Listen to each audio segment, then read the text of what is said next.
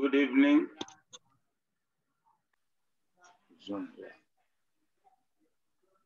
Good evening, sir. Good evening, sir. Good evening. Welcome, sir. Yeah. Good evening, sir. Okay. You're welcome. Welcome, Dr. Additional. Yeah, thank you very much, sir. Yes, sir. Okay, thank you. We just start. We cannot start. You are the one we are waiting for. No, we can start. Sorry.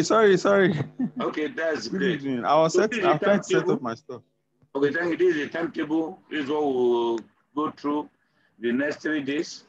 Today, we believe we're able to understand what survival analysis means and entails. Then identify applications with time to event outcomes. So you'll be able to know if a scenario, maybe somebody bring a scenario, so you'll be able to know, okay, this is a time to event, this is the right variable for survival analysis. It takes understanding, a deep understanding of it before you can recognize that. Then so that we'll be able to construct a live table using the actuarial approach. By tomorrow, so we'll have gone through most of the background information today. By tomorrow, we'll construct a live table using Kaplan-Meier approach also. Then understand Kaplan-Meier curve and perform Lagrange tests to compare Kaplan-Meier curve. That is when you are having 2 samples now. So you are comparing survivor in 2 groups or 3 groups. Sorry, the network just had issue, but it's back now. Sorry, hope it will not. I don't know why when it's close to evening like that, we just begin to give a problem. So by tomorrow, we look at, we perform the Lagrange test to compare 2 survivor or 3, 2 survivor, that is survivor between 2 groups. More like as if you are performing, instead of you performing t-tests.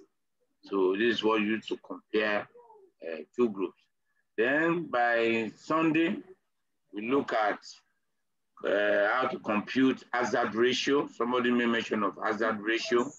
Hazard ratio is just like odds ratio or relative risk. So it's another measure of risk. They're slightly different in the way you calculate it. So it's the same logic. They understand cost proportional hazard regression. Somebody may mention of that also. So this is the type of regression here. So whenever you have time to an event data, it's not appropriate to use linear regression. All those reasons we will talk about them, why it is not appropriate to use linear regression, neither is it appropriate to use logistic regression. The best way to do the best regression is cost proportional hazard. So they have to perform it. I think I believe most of your expectations are enwrapped in this what I will have presented. To go straight to the point, that we can cover ground. Please, if you have questions along the way, just indicate. This is not lecture, the public lecture, where we decide to finish talking before anybody projects a question. You can shout it or raise hand, ask question at any point, because there is no joke for you to devote your time this weekend for something. I also pay for it. So you pay with your money, you pay with your time. So I want you to get the best. So ask question at any time. So we quickly look at introduction. Statistical techniques, this survival analysis we are looking at. So anything, is somebody talking to you? Or somebody is in? So you know the look at just normally. So please, if you are not talking to us, if you are not asking question, mute yourself so that it doesn't, if you want to talk in your background, mute yourself so that it doesn't disturb us.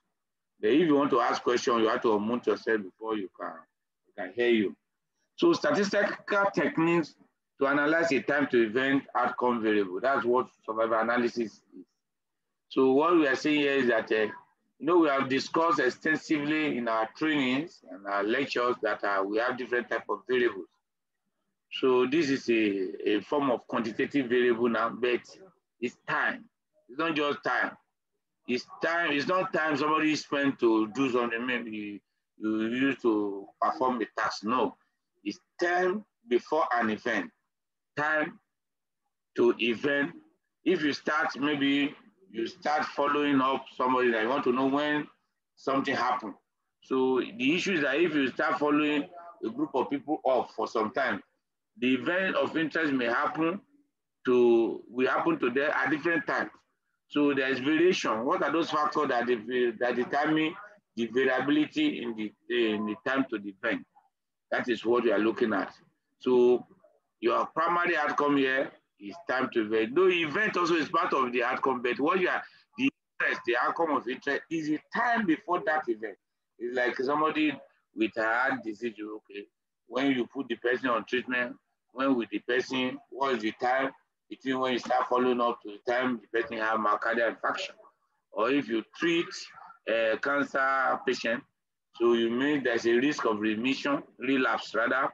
So what's the time between the time the person is treated and the time relapse comes? Those are events. So we'll talk much about all those examples. A time to event variable reflects the time until a participant has an event of interest. Event of interest can be anything. It doesn't have to be bad. It doesn't have to be dead. It doesn't have to be myocardial infarction. It can be conception. People, maybe somebody is doing IVF, or somebody infertile patient, you are following infertile patient, when from the time of follow-up to the time the person conceived. Conception is an event. So it can be anything, either good or bad.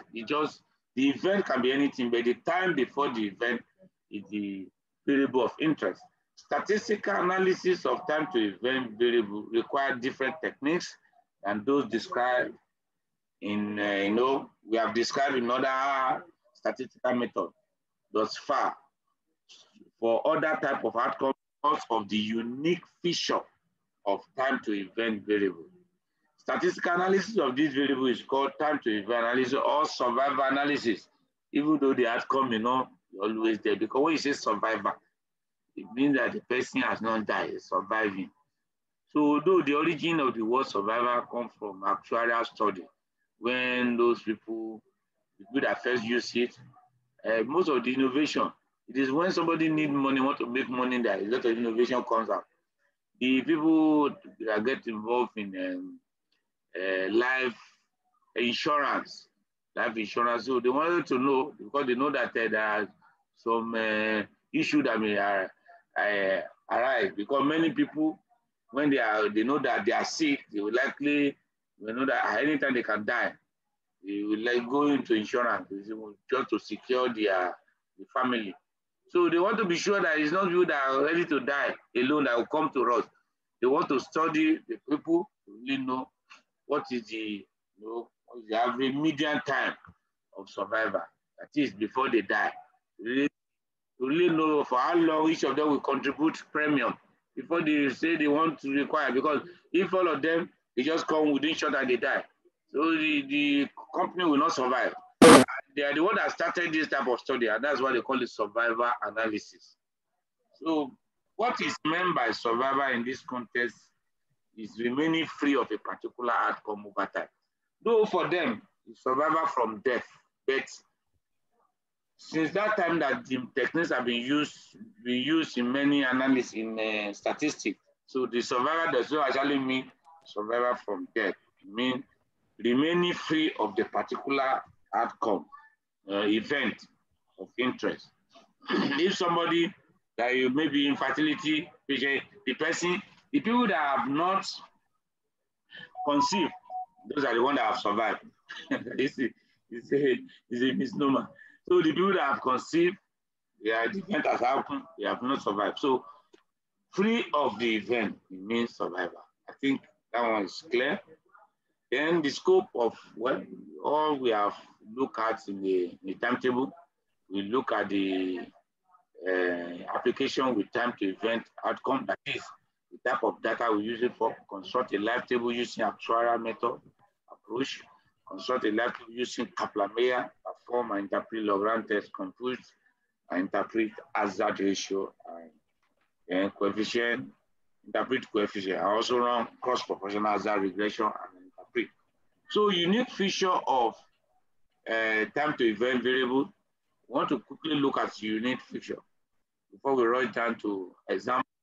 So just to lay the foundation, you know, it's an area that many people know they are not familiar with, but once you understand from the basis, very simple, very, very straightforward.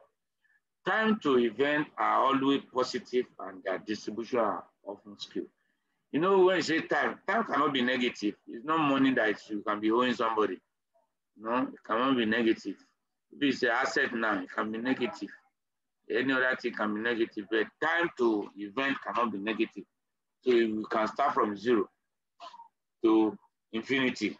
So the possible value from 0 to infinity. Then it's always skewed. You see this explanation down will show you that it's always skewed. For example, in the study as to assessing time to relapse in high risk patients, the majority of events, which is the relapse, maybe the relapse is maybe after treatment for a particular cancer, you want to look at time of relapse. Or it can even be TB, like treat TB and relapse. You know, the majority of the event, maybe relapse, may occur early in the follow-up with very few occur later. Those are some, most of these events, some of them, you know, you may see a lot of them within short time after the beginning, they are treated, the last wake up. But for few, it may take long time. In that, positively skewed, because majority you have value around a particular value, maybe time around a particular value averagely, while few we now have a prolonged time. So that type of data will cause positive skewness. So it can be negative skewness also. Look at the other example. On the other hand, the study of time to death in a community-based sample, the majority of event death may occur later in the follow-up. If you are trying to, okay, time to death, you may discover that initially, not many people will die, but later they will die. Especially the issue of health insurance. If you recruit a cohort, maybe people of almost the same age, you know, when you recruit them adults into your program, they are paying premium. Few may die. Then after, whether you like it or not, towards the around 70, 80, you begin to see that more frequently they are dying. So it's skewed also because you see most of them die later in life, but few die early. So it will be skewed to the left. So time to event data, one characteristic is that is usually skewed, and it will not give you, know that it cannot be negative. They're usually skewed. So because of that, number 2 point now, standard statistical procedure that assume normality of distribution do not apply. So there's no way you cannot follow you will not follow normal distribution. So you can't say you are using one parametric this thing to compare two group of people in that sense. Especially say you are using student t-test or whatever. So parametric is usually, even be, it's not optional. You see that though the method for handling survival data, we have some that are said to be parametric, but nobody uses them. You go to see the reason people don't use them. The method that are commonly being used are non-parametric approaches. So non-parametric procedure could be invoked except for the fact that there are additional issue. You will have said that since, okay, if skewness is an issue, we can not use student data. And we should be able to use Whitney U to compare the time. Then you're going to see the reason you cannot use it also. Those are not parametric counterpart of student t-test. So complete data, actual time to event data is not always available on each participant in the study. This is the most, in fact, important characteristic of can give it special approach for analysis. In many studies, participants are enrolled over a period of time, months or years, and the study ends on a specific calendar date. When you are enrolling this type of study, it's not something because it's the issue of maybe somebody want to Maybe somebody, you just finished treating somebody and you want to see time to relapse. All the people that have a particular problem, they will not come to you one day and say, okay, we have come, we'll treat us. Or no. People come as they have the problem, have complaint. So you cannot have at the same time people that just finish receiving treatment. And you see that, unlike the prevalence study, okay, I want to look at prevalence of this. But this one, it has to be, it's in response to something. When we talk about relapse, it's in response to treatment. If you talk about myocardial infarction, it's in response to the diagnosis of coronary heart disease. So most of the events, they're in response to something. So because of that, all of them will not enter the study at the same time. It's not possible. It's not a study where you just think of, let me just sample people and see time to event. No, what defines the event? Event based on what? Event after what? So that's a particular thing that you are not looking at the event after. Doesn't happen to all the people at the same time. So they only join as they, as they are diagnosed or they join the group. That is one. The participants who enroll later are followed for a shorter period of time than participants who enroll early. If you are doing that type of study, there will be a time, okay, I want to follow up for 10 years. It's after that I will stop. So you see that the people that join at the beginning of the study will be followed up for longer period than the people that join later. So the time of observation differ among them. That is one. There are other things. Some participants may drop out of the study before the end of the follow-up period, e.g., move away, become disinterested, and others may die during the following follow-up period, assuming the outcome of it is not death. Let's say maybe we talk about relapse. So somebody may even die before the relapse occur. The person die, or somebody just, because you have to be following them. How do you know if there is relapse or not? They have to be coming, you have to be assessing them. So some of them will not come again. They are tired of your study. You won't find them again. Even if you won't call them, they will block you. They are not more interested. Or some people get relocated. Somehow you lose a lot to follow up. So because of that, not all of them will be followed to the end.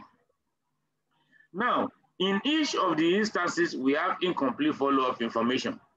True survival time, sometimes called failure time, is not known because the study ends or because the participant drop out of the study before experiencing the event. If you say that the event is going to follow this for 10 years, after the due date, you stop this, the follow-up, you stop the study, you stop it.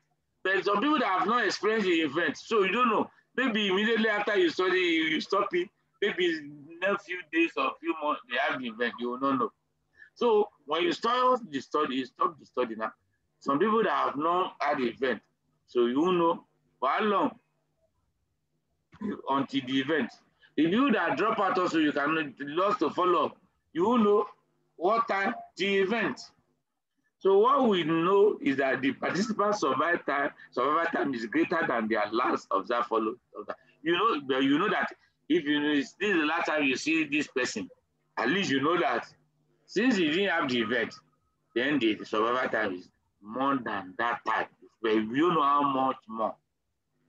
So these types are called sensor time. So this type of data is what called sensor data. That is what makes survival analysis unique. So apart from the fact that the time to event is skewed, you cannot use most of the parametric method. Even the non-parametric method you have, you cannot use them because it's special because of the sensory. Because you do that time to event, which is the primary outcome of that your study, you don't know it for every one of them. Can you see? It's very funny. The real thing you are studying, it's not possible for you to know it. You don't know it for all of them, for all the people. Now, let's talk more about on the sensory now. Data are sensor if events start before,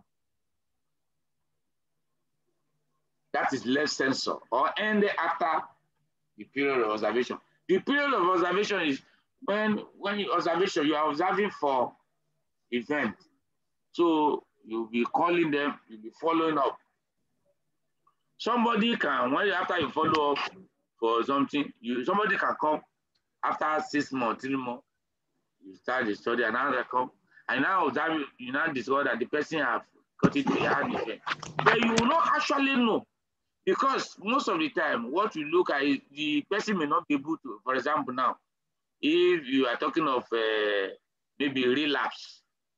So relapse, maybe you need to do some clinical assessment to know if there's a relapse. It may not be something that the person will know if there is relapse or not. So in such situation, you just know that this person came now, the relapse has occurred. You don't really actually know the time of relapse. That's left sensory. Then, if maybe the time, maybe the person, you ended the study before the person you have the relapse, or maybe the person was lost to follow up. In that case, that is left sensory.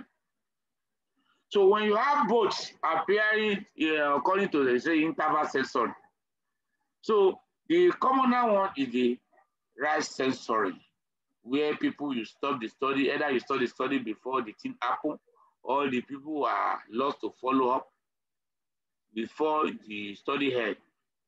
They are all those ones that are right sensory. You can see the right side. Now, if you are moving, you are writing from left to right, you are drawing line from left to right.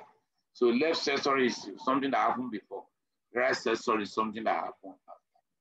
So this can occur when the participant drop out before the study end, or when the participant is event-free at the end of the observation period.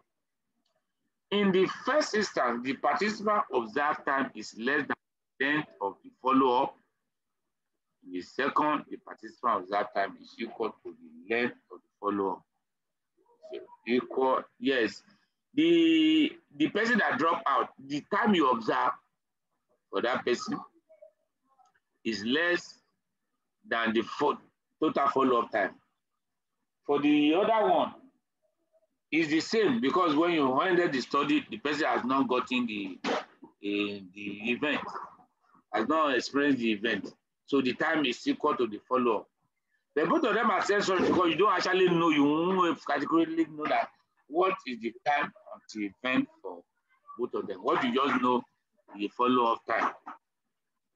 Now, type of right sensory, which is the commoner one. We have fixed type 1 sensory. When you should occur when the study is designed to end after 6 years of follow-up. You may say, okay, after 10 years of follow-up, the study is ending. And in this case, these people, by the time you finish, they have not. In this case, everyone who does not have an event observed during the course of the study is sensor at C. So when you stop it, anybody that has not experienced it, you consider it to be sensor. Their data is sensor, because even though you are follow up for that length of time, then you cannot categorically say that that is the time to the event. You don't know. You cannot know the type of the event. That is type 1 sensory, right sensory. In random type 1, that is fixed type 1 right sensory rather. In random, fixed in the sense that you are the one that feels the time the thing will end. That's where they got the name.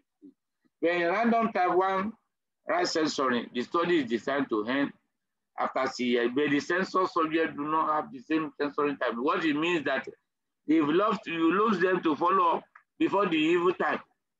So the sensor themselves, somehow they have already censored themselves out. So the other one is you that censor, because you that determine the way you design the study to end at a particular time. That is the fixed time. Why this one is random? Because before, anybody can drop out for one reason or the other. Then this is the main type of right sensory we will be concerned with, and that's what really occurs many times. In type 2 sensory, these first two now, they are type 1 right censoring, but in type 2 right censoring, a study ends when there's a pre-specified number of events. You may say that, okay, when we have about 60% of them have explained the event, we end the study. The reason many people do that is that you have maybe more than half of it, majority having the event. They believe that, well, they can go ahead to do the analysis. But most of the time, if you have minority having the event, the power of the study will not be as high as when you have many of them having the event. So that's why. So sometimes they can design a study to say that after a specific number or proportion explain the event, they can end and do our analysis. That's type 2 censoring. Yeah, that's right censoring. Regardless of the type of censoring, we must assume that it is non-informative about the event. You've heard or you might have come across non-informative. That is, the censoring is caused by something other than the pending failure. Like for example, now, if you are talking of myocardial infarction, and they say the person died before they even to, it may die from the myocardial infarction. So if the person just died, unless you know cause of death, maybe it's far different from heart problem, it's another thing. So that type of death is informative. That's type of sensory. Sensory is informative. That is, it has something to do with what you are doing. You can as well say that the event has happened. So, but it is difficult. So that's type of informative sensory. So, but one of the requirements you go to see when we use the different method of survival analysis, one of the assumptions is that the sensory are not informative. That is, that particular thing that caused the person to be lost to follow up or whatever is not close or almost the same thing as the event. That's what it means. Because if the event occurs, you won't say that the sensory, oh, that is the event. Then in the situation something happened, there is not the event. But if that thing is close to the event, it's one of the somehow related to the event, that is informative sensory. So one of the requirement assumptions is non-informative sensory. So this graph also will give us some mental picture about sensory shift for us to understand. Okay, maybe I should stop here and ask for entertaining question before I explain the. Oh, when you talk, sensory. Any question from what we have just discussed? Any clarification? Is there any clarification? Otherwise, we'll move on. No clarification. Hello, sir. Go on, sir. Hello, sir. Excuse me, sir. I analyzed the data of recent, and we followed people of what we did was we're looking at the survival rate of stroke patients, and we're looking at the relationship with renal failure, how renal failure impacts on the survival of stroke patients. And we followed each patient that we saw for 30 days. Okay. That type of study now, does it come under this survival analysis? Okay, you decide follow that every patient we wanted to know their survival rate in 30 days. Okay. No, please, please, sorry, come again. What did you do? Please come again. Okay, Prof is asking you. We looked at the survival of stroke patients that had stroke. We yes, whether they will still be alive, failure on their survival. Yes, whether they were alive or they died. We wanted to, and we followed them up for 30 days. You follow each of them from the time people who have renal failure. You follow each person for 30 days on their own. Not that you did the for study 30 days, yes. For 30 days on their own, yes. Okay. No. The study was not done for 30 days. So I'm trying to ask that type of follow-up, and does it come under this survival analysis? You already said that you did the survival rate. If you say you are doing survival analysis now, it's just the approach now. So now you if you look at it, if you follow, well, it's still the same thing because it's right sensor still because either the event happened within 30 days. In fact, this is what we call fees. You can, well, it's not proportional. You have already fixed the time. So you have already that is 30 days. Yes, it's 30 days. If the event did not happen, it's right sensor. Anybody that event did not happen is right sensor. Yeah, and another thing is that some of them may be left sensor also, in the sense that when you start following them may not actually be when they start having the stroke. You only start following them when you diagnose the stroke. You diagnose the stroke today doesn't mean that the stroke happened today. They only come to you when they want to come to you. Some of them are going to Tradomedical before they come to you. What they would have told them that it's not doctor does not. When they know the medical problem, they now come. Yes, that is attack from home. So it's still survival, something, just the different type of sensory now that now come into play. Yes, I mean survival. Okay. Yes. So should we continue?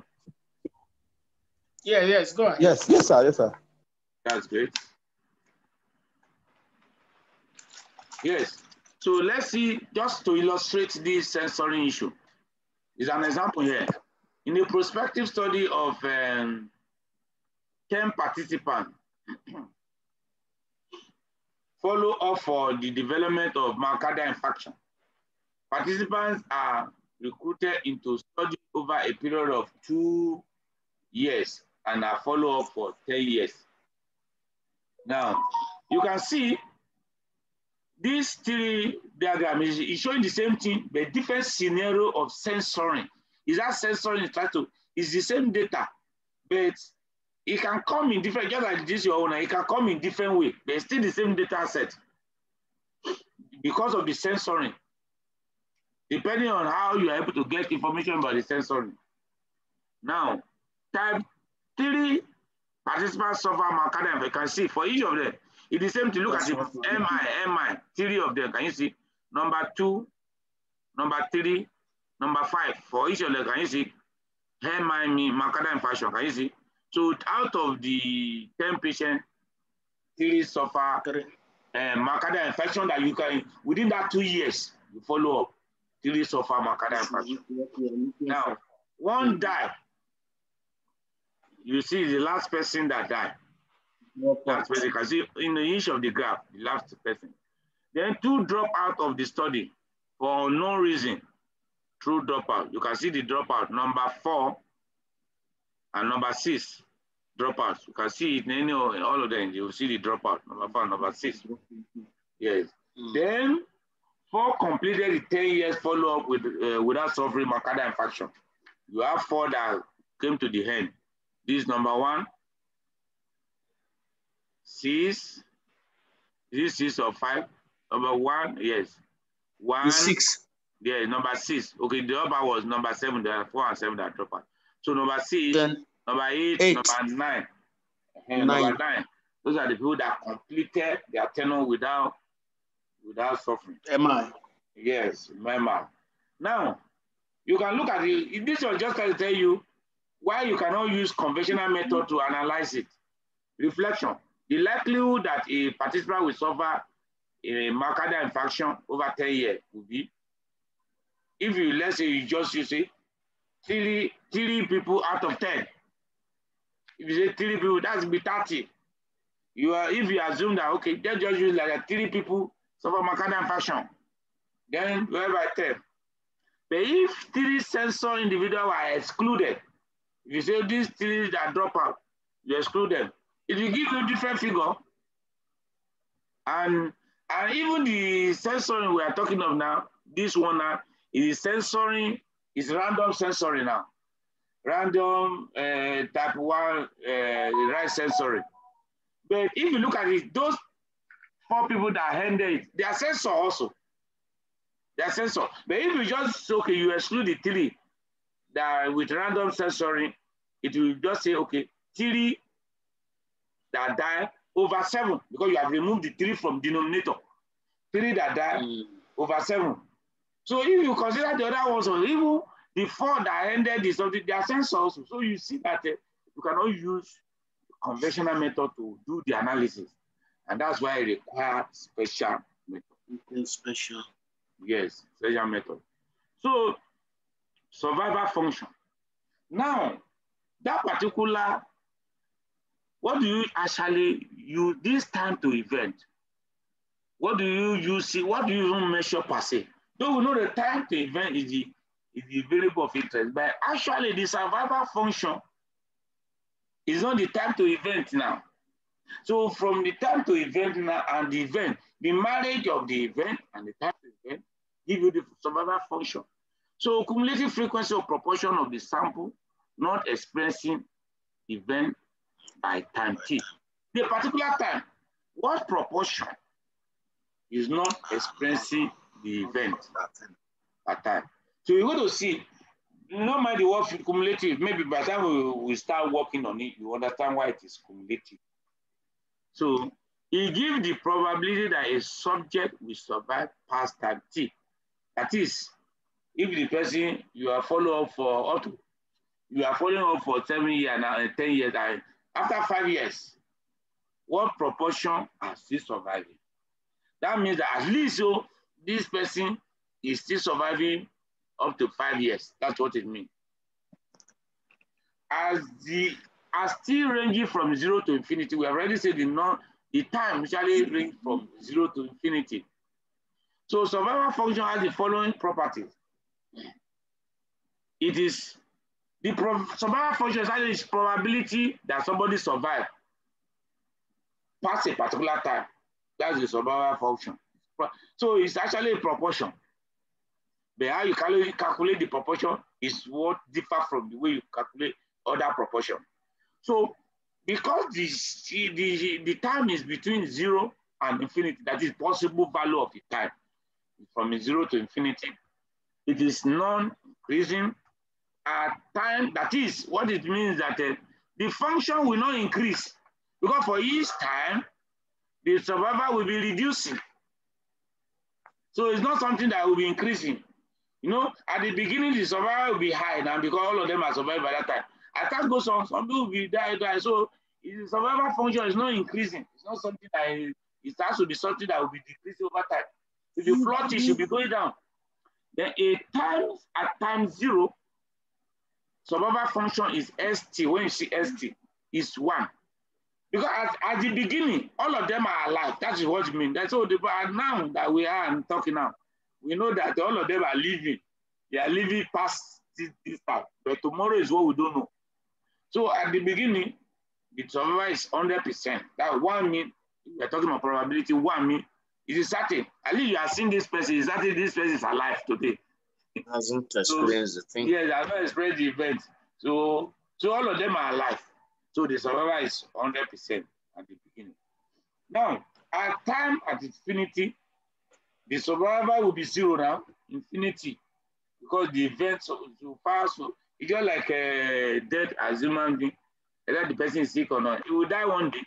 So at the time it's going to infinity, the survivor among them will be 0. All of them will die eventually. So if it is a particular event, you believe that all of them may experience it, but it may not be so. If it's there, you know that, but if it's conception now, you may can't be 100% sure, but it just theoretically, the survivor is 0 at infinity time. As time goes to the infinity, the survivor curve go down to 0. In theory, the survivor function is smooth, you know, at least it's a curve that is, but it's not like that, actually like that in practice. In practice, we observe event on a discrete time scale. That is, it's not smooth. The event may happen today, it may take another 2 weeks or 3 months before it happens. It may take another 4 months before it happens, another 8 months. So it's not, the graph is not actually smooth in real life. So that is why when it is plotted, it's not usually smooth. Survivor analysis focus on 2 important pieces of information: occurrence of an event. Nowhere, if you have been following the discussion now, 2 things are the most important there. The other thing will come. The occurrence of event. Does the event happen or not? Then follow-up time for each individual. That's the caption. Though what you are you are interested in measure is time until event, but you don't actually have all the information for time until event. What you have is the follow-up time for the person. Follow-up time until maybe sometimes follow-up time the event will happen to that person, or it may not happen, but that's the time you follow up. So we see now for each person, the other is okay. The follow-up time will be the time until event or the sensor time. I don't know if it makes sense now. Those are two issues. In survival analysis, we use information on event status and follow-up time to estimate a survival function, a survival curve. A flat survival curve, one that stays close to 1, suggests very good survival. That is, if the thing is not too slanted, it doesn't drop. You know, say that it will be increasing, it will be decreasing. So how will be decreasing? Because as people are dying, the probability of surviving will be decreasing. But if you just go that sharply, that should have the survival is poor. That should have people rush to die. All the event rush to happen. The survival is poor. But if it's almost flat, going slanted, small, the slope is not steep, that should have the survival is good. In most applications, the survival function is shown as step function rather than curve. You see this curve now, that's the theoretical curve. But when you plot it, as you're going to see when we run it with SPSS, sorry, usually like this step ladder form, like this. So, example of survival curve, you just use Kaplan-Meier, look at it. You see something like this. This one is trying to compare two groups, the event, to go like that. I don't know if it is because I want to, is there any comment, any question? Any question? Because I want to talk about the method for analyzing estimated power function. Yes. Hello? Go on, sir. Hello? Yes, in the graph. Yes, yes. Sir. When time to event is the variable of interest. So Yes. will it not be on the y-axis? Why the horizontal axis? Okay. If you follow what I was discussing, sir, I say yes. Time to event is the function of a variable of interest, but actually what you are measuring is not actually time to event. It's a survival function. It marries the event and the time to the probability of somebody surviving. Survival function now is the probability of somebody surviving at a particular point in time. Just a minute. Hello? Just a minute. Please, he left his phone. She left her phone. Okay. And she will come back when she comes. Okay. Yes, you get it, sir. So that is, if you look at, let me show you the graph again. If you look at it now, the y-axis is the graph, is the probability. So survival function is probability. Can you see now? That's why it cannot be more than 1. Can you see? 0 to 1 is probability surviving free of dementia. This is just an example. So why the time is horizontal? You understand me now? Time is the horizontal. What probability survive up to this time? So the probability is vertical while the time is horizontal. Are we together, sir? Are we? Trying to... And the reason is like that. You are the time to event actually that's what gives survival analysis its special nature. That is variable of interest. But it's difficult to measure time to event because all of them will not explain the time. So there's no point. So in order to understand what you are doing, now use the probability of surviving to a time. So it's a combination. How do you know this probability? It's a combination of the event and the time it happened. So what proportion up to this time now? What proportion survive? Up to a particular time, what proportion survive? That's down now the variable outcome variable. And it will now serve as a proxy to that time to event because it's difficult for you to measure the time to event. In most cases, the event happen, you know, few of them, time to the event. In many cases, censoring, when they're censoring, many people, they are lost to follow up. Some people, when you even finish, the event has not happened. So what will you do? So intelligent people, okay, the best way, what do we even need this time for? Okay, the best thing is, let's look at the probability that somebody has survived up to a particular time. Can you see that? So it's still the same thing also. Time to event, then who survived at a particular point in time.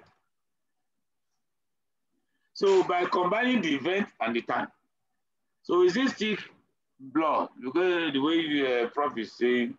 So please, I want you to discuss it. Maybe somebody should ship in. Give me 5 minutes while you are shipping. Let me. I've been on my computer since there's no light. So let me just on my generator so that I join you in 2 minutes. So let's be discussing the issue. By the time to event, you can tell Prof something.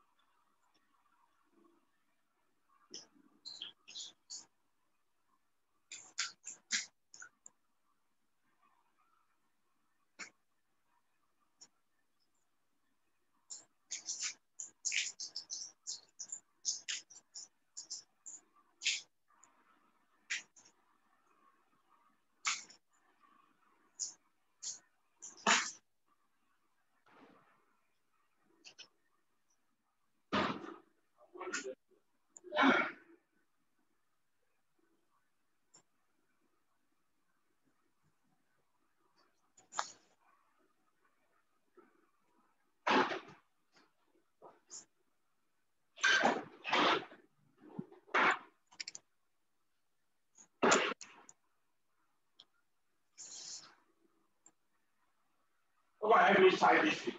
Come on, side this light.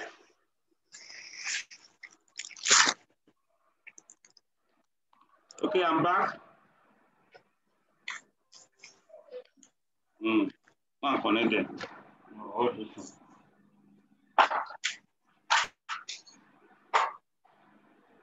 Hello?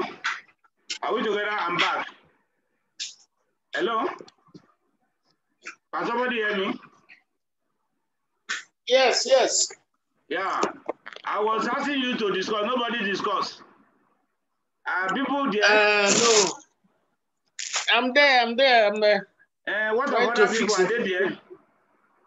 Please, if you are there, let me know. Indicate. Yes, sir. We are taking the whole stuff. We are still to ruminate over the stuff. Okay. Is it confusing? No, the sensory, it doesn't appear that I understood that concept of sensory. Okay, particularly with Dr. Ogudeji. Okay, sir. There was a graph, 3 graph that you show. Okay. Yeah, yes, that graph, I will go back there. Maybe give more explanation to be clearer. Yes, that's why I'm asking. Because once you get it right from the outset, it will not be difficult to conceptualize it. No problem. That's why I'm asking. Okay, sir. Okay, you are talking of this graph, right? Yeah, exactly. Okay, what they mean by sensoring is just an illustration. Even without this graph, you can understand sensoring. What we mean is that the variable of interest is time to event. But you want to see what time, from the time you follow up to the time that person developed the event. Like this issue that Dr. Adesina raised now. They want to know when somebody died from stroke. And they start following up. The event of interest is death from stroke. So after the diagnosed stroke, where will the person die? Now, you can follow up. If you diagnose people now, you may start following up. For some people, they develop the stroke. It is when they come to the hospital you diagnose, you start following up. Another person, immediately the stroke happen, they come to the hospital, you start following up. You see that if you start following up from the beginning for each of them, there is somebody that you didn't start from when the stroke happened. Yes, because you are interested in from stroke to time of death. But you start following up after years, you don't even know, they will not even tell you, you cannot actually ascertain when the stroke started. But you just know that when you recruit the person, you start following up. So some people along the way, they die. You can know, okay, from the time I start following up of the beginning of this study, this person died 6 months later. This person died 9 months later, you recall. Some people, you didn't see them again. Maybe they have taken them out from your city. They are not part of this. So you don't know what happened to them. You start following them up. You don't know where they are, if they have gotten the stroke, or if they have died or not. I don't know if you understand me now. So for some, you know they have died. You know the time they died, which is their event of interest. For some, they left you. You don't know if they have died, where they are. So you don't know the time of death to event for that person. Then you may stop your study in a particular time. And some people have not died. So if the person has not died, you cannot know when you have finished the study. You cannot say this is recorder. You cannot record there and say this is time of death. That is the distance between follow-up and death. So those scenarios where you cannot actually know the time it is started or the time it ended, that's what we call censoring time. So because survival analysis has this type of nature, okay, the survival analysis have this type of nature, you now call it censoring, because not all the time to the event for each person is known because of many reasons. The commonest one is what we call right censoring. Right censoring just means that when it's right, towards the right, if you are drawing your if you have your graph now, move from left to right. If you are writing on the page, you are moving from left to right. if you are labeling your graph, it's from left to right. So why they call it those one right sensory is because you started following up, you don't know the time the event happened. By the virtue of whether they drop out, it doesn't allow you to know when the thing happened. Or when you finish your study, it has not happened. That's right sensory. There are some situations, the one I told you, you can have left sensory. In a situation where you are following somebody up now. And I came after 6 months and I said, oh, they say the event has happened, but you don't actually know when the event happened. It's only when they told you. In that case, it's left sensory. You can have interval sensory, but just don't confuse yourself. Just know that the meaning of that sensory and the most common one, the commonest one is the right sensory. And that is what I try to illustrate here in this graph.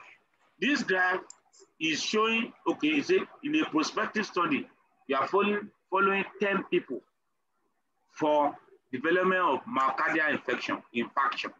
The event of interest is myocardial infarction. Anybody that has not gotten myocardial infarction has survived it. That's what they mean.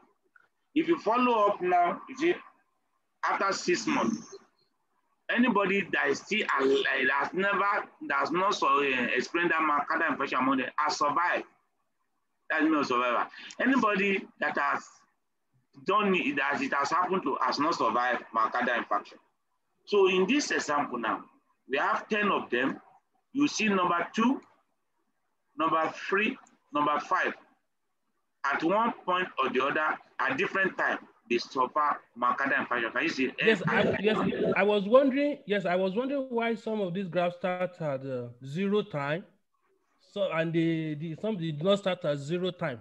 At least the first one. Because I told you. Because they were recruited over 2 years. Okay. Oh, okay. Am I correct? Okay. Am I correct, sir? Yes, you're right. They were recruited over 2 years. Exactly, over 2 years. Thank you.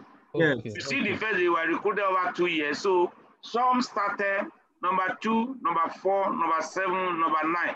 They started at the beginning. Okay. Why number?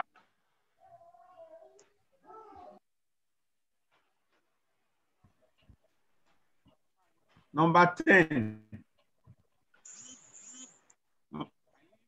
Started.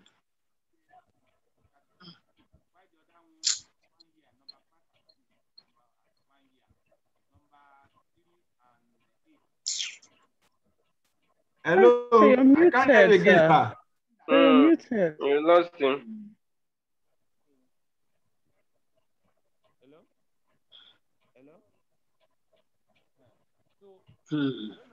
Network. So I think you're muted. It's a very big challenge. Uh-oh.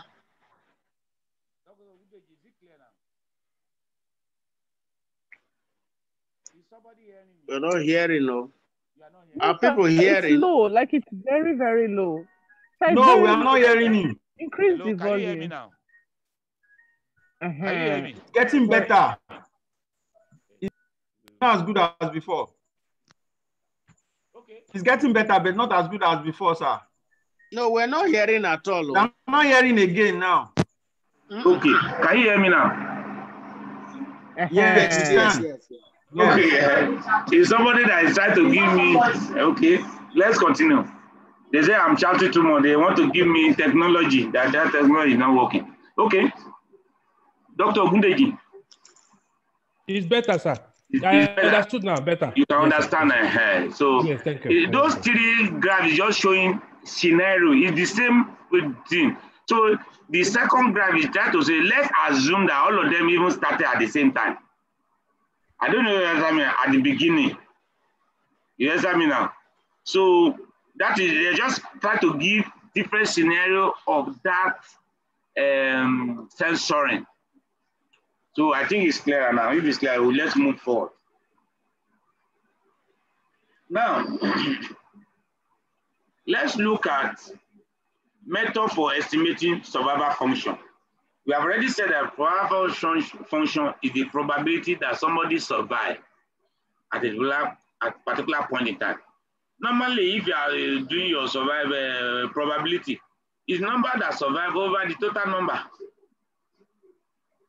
The number that is alive that have survived, you remove the people that are dead from the total and now put the number that survive over the total. That would be better. It's not straightforward like that. If that is straightforward like that, we don't need special method to do it.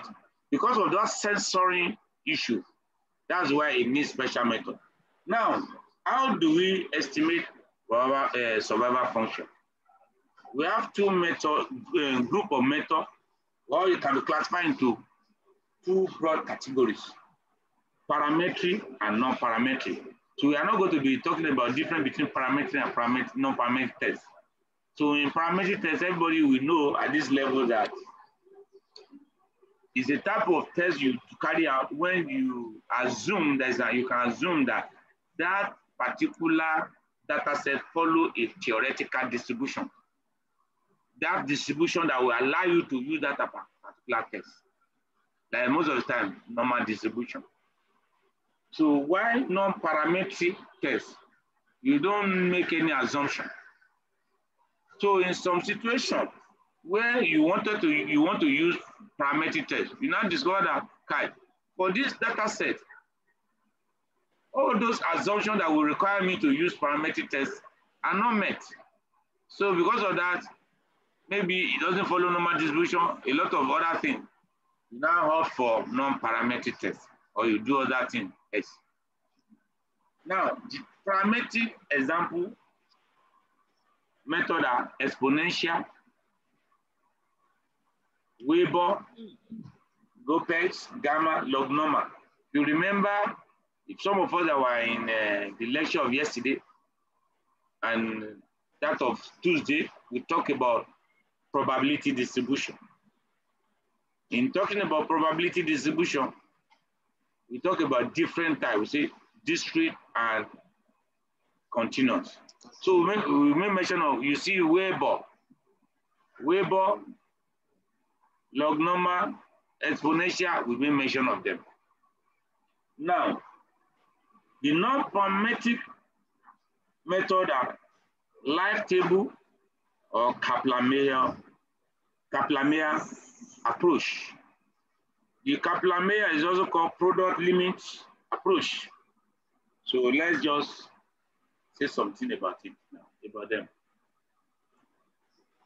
You know, the parametric method, why it's not popular, but nobody actually uses it, it's just more like all those parametric methods.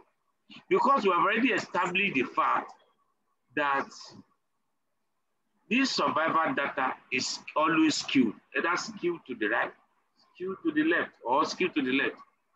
So because they are skewed, you discover that you cannot use parametric method. The only thing that can make you to now use parametric, if you remember, if something is skewed, is to transform. You now do transformation, you remember log transformation, that's why you see log normal in the end. Exponential.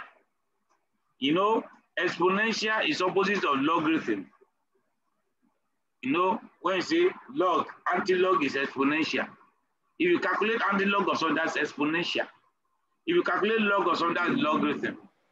So another thing is that whenever you transform, you have changed the dynamics of the data set. For example, now, if you go and transform a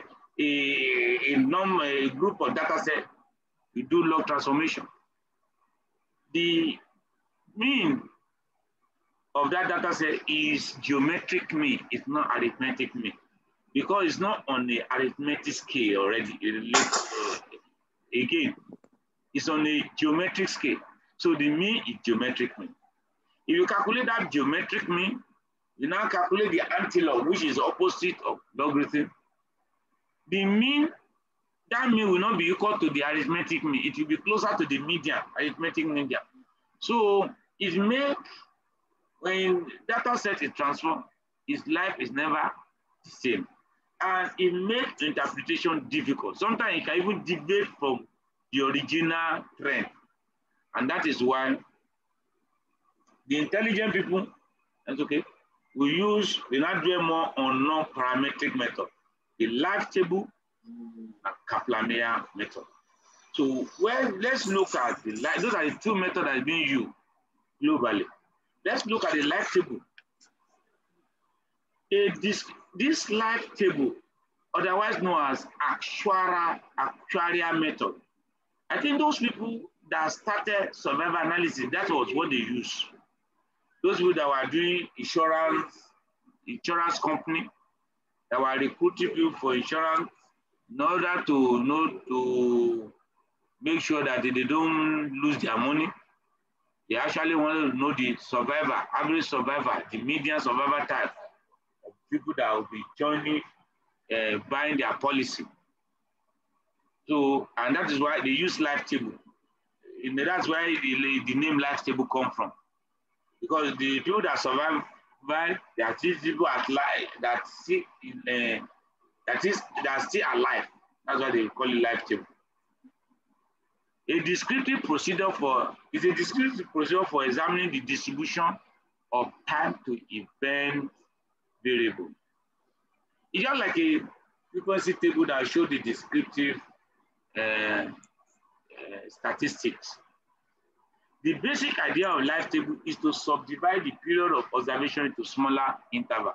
What it does is that, if you say you follow up from so to 10 years or 24 months, 1 to 24 months. Now, you want to divide it into small to really, okay, after some interval of time, within 1 month or 5 months, how many people survive? You can calculate the survivor. Between 5 months, 6 months to 10 months, how many survive? Calculate the survivor.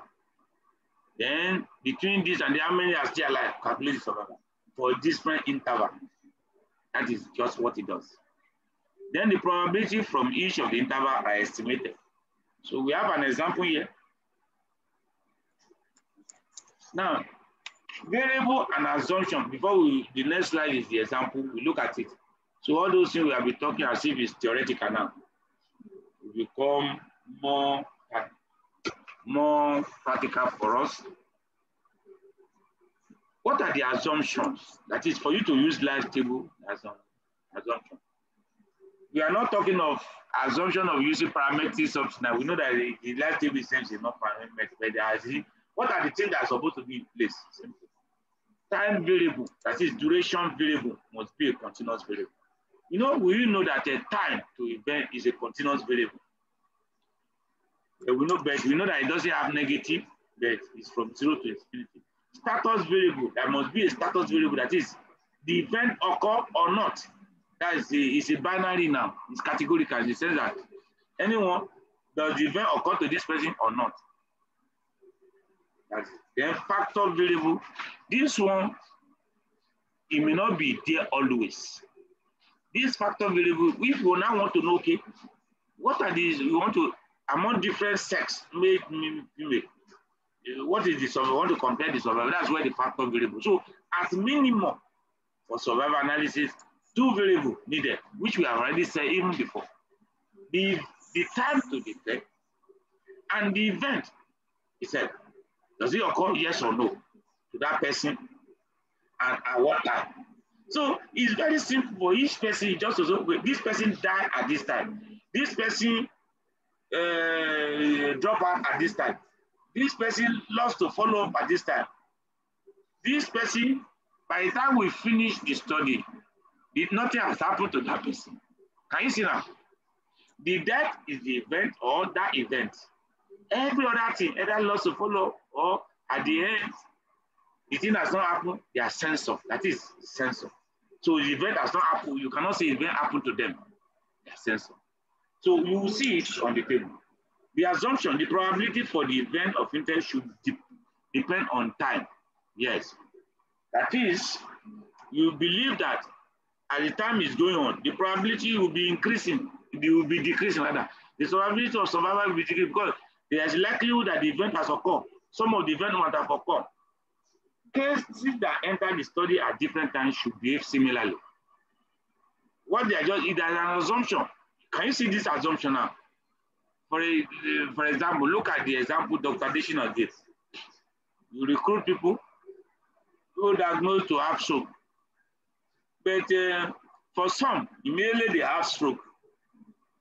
They came, you diagnose them, you start monitoring, following the time. You want to know from stroke to survival, when will they die? But some, the stroke has happened to them before they come to you. They will not even tell you the truth. Even if they tell you so, you cannot actually get the interval. Because we have different levels of stroke. Some people, by the time the mouth is turning like this, so to them, they have not got a stroke to them. It is when the person cannot move again. That's when the person has stroke. So you see that there's an assumption. Everybody, even the person that started now and the one that joined later, you just assume that you are following them up at the same rate. They are assuming that they behave similarly, but they may not in the real life. But that's the assumption is there. No systematic differences between sensor and uncensored cases. What it means is that you don't, especially when you are even comparing two groups, you ensure that the sensor and uncensored, there's nothing that makes them to be different. That they are not different systematically, because if they are different systematically, that will be biased. That shows that if they are different systematically, it may be possible that the people that are censored may not likely die, and the people that are not censored will more likely die, or the opposite, whichever way. So when there's a difference, so there's a problem. So these are the assumptions. Now, look at an example we walk through now. It gives us understanding of what we are doing.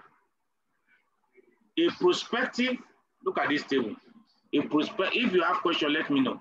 A prospective post-study design to study time to death involved 20 participants who are 65 years of age and older. They were enrolled over a 5-year period and were followed up to 24 years until they died. The study ended, or they dropped out, study lost to follow. So you see what can happen. Some will die, some may drop out, or they are lost to follow, or maybe the study ended. You start your analysis. Note that for the participants that enrolled after the study started, their maximum follow-up time was less than 24. Look at the table summarizing it. This very small table. Though it's a table for assurance something there. Okay, let's discard that one. That's not actually the first table. The first table is this one, this long one. These are the 20 subjects, number 1 to 20. So just to represent the people involved. And what you are showing here is when they die, or when they lost to follow up, or the time of follow-up, observation time. Can you see that? Observation time. Look at the way it works. If you look at it now, number 2, participant number 2, 7, 14,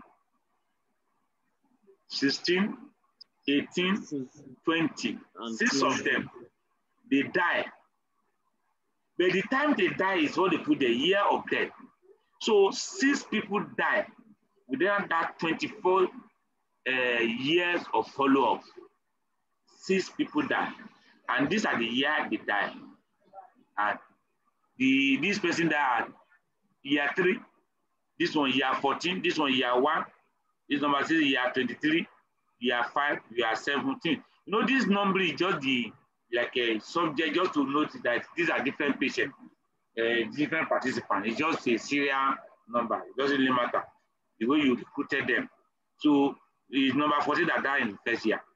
So if you look at it, on the other side, last year of contact, you know, For the people that die, of course, that's the last year you have seen them. But for the other people that didn't die, when was their last year of quarter? You will see some. You see 2. Can you see why this number 8? 2. This person dropped out after 2 years of follow-up. That's what they say. 11. Anything less than 24. Somehow, they drop out. But if you now see, because you follow up for 24 years, you see some of them have 24, about 3 of them. Number 1, number 5, and number 11. These were the people that, number 11 years. 24, because the year of last contact. That shows that those are the people that stay. When you finish, you close the study, those are the people you follow up. And by that time, still, they didn't have the event. But these other people, 11 or this one, these are the year you follow and don't last. So you will see, yes, they drop out. And so you don't know, some of them is possible they have died before the 20, you don't know. Now, you will see the one you can say categorically dead, that is this year. You will see that on this year of last contact, it's those people that are not dead that you put their time there. Of course, if you are looking for year of last contact, the year anybody dies, the year of last contact. So you will see the information you are now seeing here now is the time. The time variable is on 2. You put them is on is put in on 2 what do I call it? Column. On 2 column. But the issue there is because this one for death, this one assess, this one event, this one sensor. Can you see now? All these other one, they lost to follow up or they didn't die at the end. They are all sensor. I don't know if it's clear. I want to the second column. Yes, they are all sensor. The second column is censored. Yeah, it's sensor. Year of last contact. It shows that these are the people that didn't die. But the last time you see them, it's only 24 you saw the last when you closed the study. Then the other one. Sir, yes, sir. Those that were followed for 24 too, they fall under sensor. They are sensor, the form of sensor is right sensor also. It's just different from the other one. They are all sensor. They're all censored, okay. Yes, because you do, the reason they are sensor is that you cannot really categorize that when is the time the event. We used to say it's 24 years. The event, even at that 24 years, the event has not happened. Okay. So sensor means that you don't know when the event happened per se. That's the sensor. I don't know if you understand me now. The people that die, Yes, sir. You know when they die. You know the year they die. This is the year you put it. But these people now, they are censored. The year of the last contact is what you have. It's very, if you understand the logic from it's very straightforward analysis. It's not even as rigorous as people think. Very not as difficult as people think. Now, we want to use actuarial approach. We want to use actuarial approach now. We just what we want to do is that we want to divide this time into interval 24.